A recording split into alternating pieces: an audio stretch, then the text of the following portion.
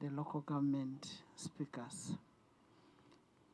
As a patron of the speakers, one, I must apologize that I've not had time to meet you people.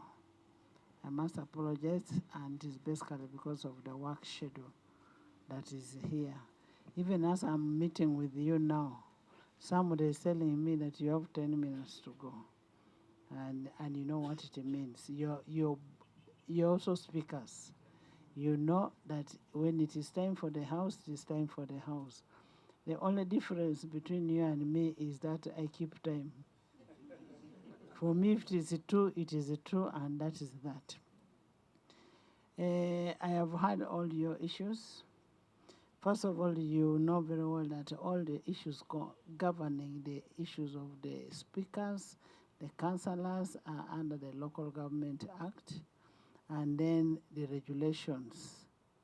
I am going to make a follow-up with the Minister of Local Government, and since this is a budgeting time, this should be the time that we should be able to raise some of the things. I have your petition here. I am going to share it with the Minister of Local Government.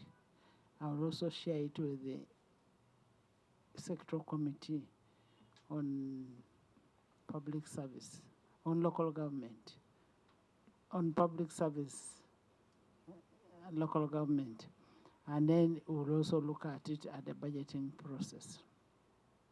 All these things are possible.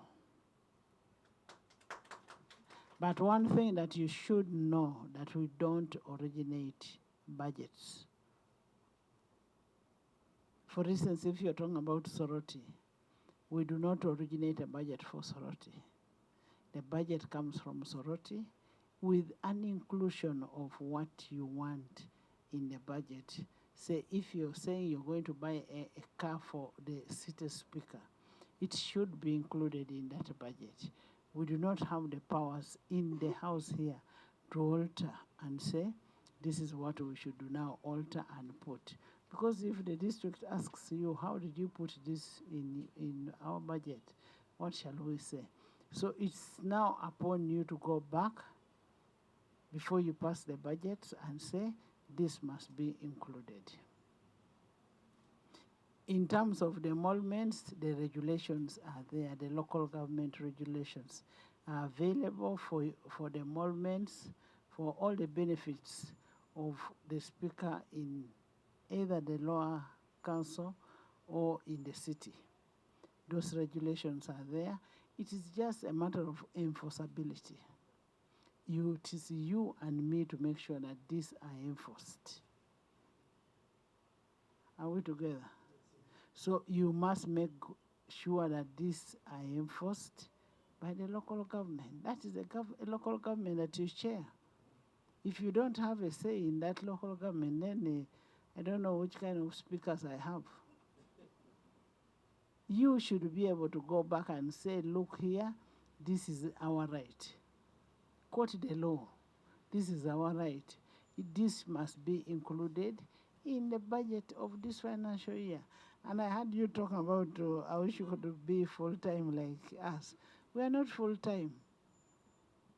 Our term of office is 5 years. Just like, isn't yours also 5 years?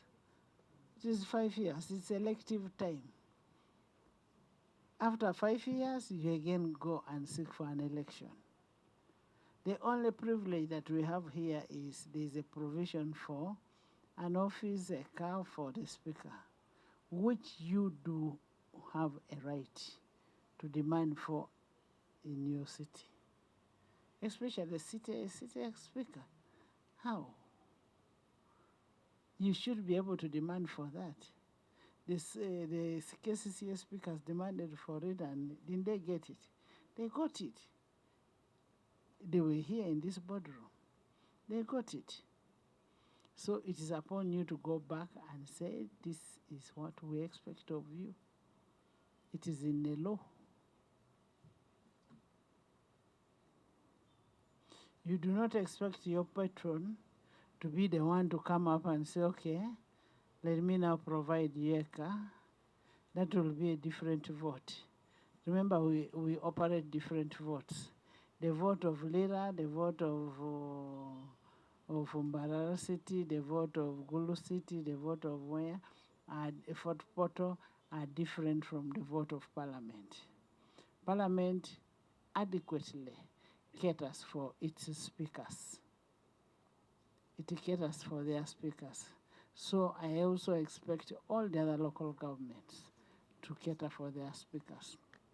And where you feel you're not satisfied with whatever is being done, I am happy you have come with a petition, and I'm going to forward that petition for onward action by the minister and the responsible persons. But also go back to your constituencies, to your districts, to make sure that this is put in your budget. The issue of permission to strike, a leader does not strike. A leader does not strike, especially the speaker. That would be a shame to this country if a speaker went to strike, because you know how best you can increase the salary. You have the right, you have the power within the local government. You can do that. So you don't have to strike. The issue of offices, still it takes you back to the regulations. I don't see how a speaker can have no office. How?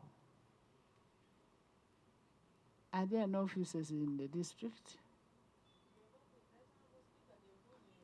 Provided for the district speakers and the city speakers, the law, that is according to the law. But when you come